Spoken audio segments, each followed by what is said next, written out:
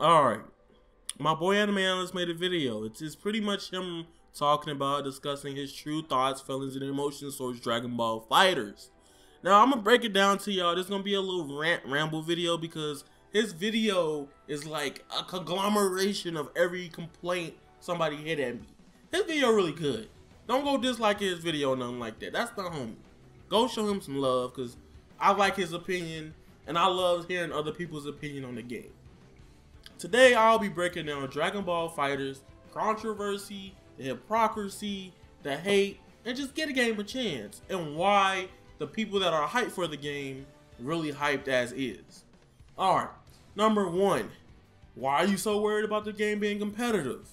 Let me say this. With fighting games recently, a lot of people that don't play fighting games or don't follow the FGC, you may not understand this logic or this idea behind it.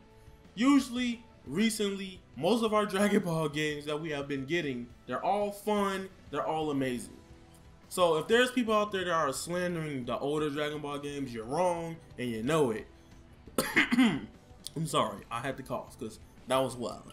But bottom line, those old Dragon Ball games are amazing. Don't hate on those old Dragon Ball games for fighters. Personally, I'm a 2D fanboy. I love 2D over 3D. And I'm gonna be honest with you, let me break it down like this. There's only 5 games that I could think of that actually work 3D and have actually been somewhat successful in the past gaming decade since I'm gonna say about 90s, 1990 to 95. That's when I was born in 95. But I'm gonna hit y'all with this. And you got Naruto Storm, you got Dragon Ball Tenkaichi and Raging Blast. I'm not finna argue with which one's better, but generally, Tenkaichi had more characters, Raging Blast had better graphics. We're not gonna go there right now. Then you got Soul Calibur, you got Tekken, and then you got Dot Hack. Those are the only 3D games that I could think of off the top of my head that actually worked really well in this genre. And I could possibly argue older Mortal Kombat as well, but then once Mortal Kombat 9 came out, it just killed it. With 3D, I personally love 3D. Like, I was a big fan of Naruto Storm. I've been playing Naruto Storm since it came out in PS3 around 2009. I've been playing Storm since Storm 1. I literally borrowed a PlayStation. So y'all don't hate on me for saying I'm generally more of a 2D fan. But I've been playing 3D games and 2D fighters forever. So I know the difference pretty well. Now, here's the logic behind the competitive thing though. Competitive games nowadays, since esports is becoming more of a TV-like thing and is being popular, aka Twitch. Have you ever watched Evo? You have over probably like 100,000 people watching a game. If you do 100,000 times 60, you probably can sell more than 1 million copies to people, and that's a lot of people watching. Or somewhere in them ranges, probably even more. I don't know. I just did a guesstimate. Competitive gaming nowadays has paved not only good things for competitive people that are sponsored or esports players, but also paved ways to get more support for the casual fans. Alright, most games that are just fun and anime games, they get shafted a lot. Prime example, Naruto Storm, it took them a year to give us a patch to let us watch somebody else play the game. Then we got Xenoverse 2. Xenoverse 2 did really well, but we still ain't received all the DLC. They literally stretched this DLC out just to make the game survive longer. And I don't know if that's 100% true, but based on what I'm seeing with Xenoverse, that's generally what's been going down. Like, the final DLC pack is finally coming out at the end of this month. Xenoverse came out in October of 2016. Let that sink in.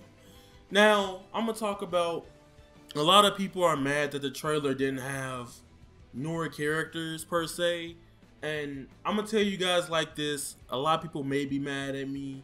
And I don't know any inside news about the game, but so far we are supposed to get new characters on Wednesday. So that'll be 2 days from now. I got to say this. The game is called Dragon Ball FighterZ with a capital Z. They ain't just putting no lowercase z for nothing. So this game, based on that, if you can try to infer, maybe the game will probably be a huge emphasis on DBZ. Alright, most people know DBZ more than they know Dragon Ball Super. Let's be real. Now, I want Hit. I want Cabba, Whis, Vados, Beerus, Bills, whatever. Goku Black, Zamasu. I want all of them. I want them more than any other character they could add in Z. But honestly, you cannot slander the game for not adding, especially it's its first game. It's not like it's Dragon Ball FighterZ 2. Now, if it's Dragon Ball FighterZ 2 and they didn't add super characters, they're not gonna understand the hate. But this is its first game, and its huge emphasis is on Dragon Ball Z. A prime example, Arc System Works has done this already with Dragon Ball Budokan. This game came out on 3DS in 2015 or 13. It's one of the 2 years, but I know it came out in 2015 maybe.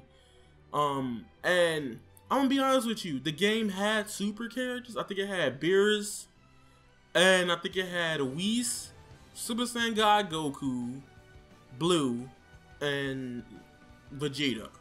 That's it, 4 super characters. Considering how this game is going, super transformations are a part of the character's movesets. We most likely will possibly get Goku Black and Zamasu. Hopefully, I can see those two out of anyone else, honestly. And I understand people not being satisfied, and maybe Hit. So I can understand that point of view of not being satisfied with the game. But you gotta realize, guys, it is its first game made by a completely new developer that has never touched anything Dragon Ball but on a handheld.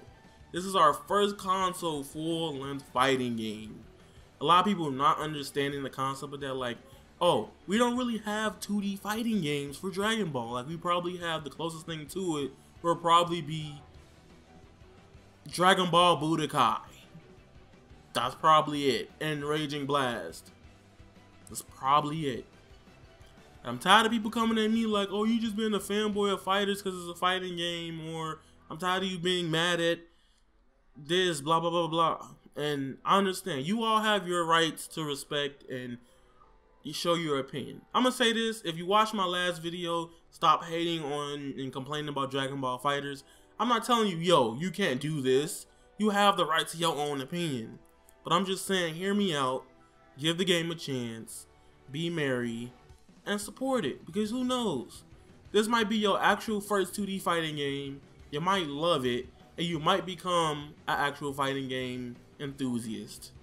That being said, that's all I'm going to talk about. Might make a part 2. I don't know. But Avataryaya is out. I'm done. Goodbye. Remember, you guys are golden. And that's raw.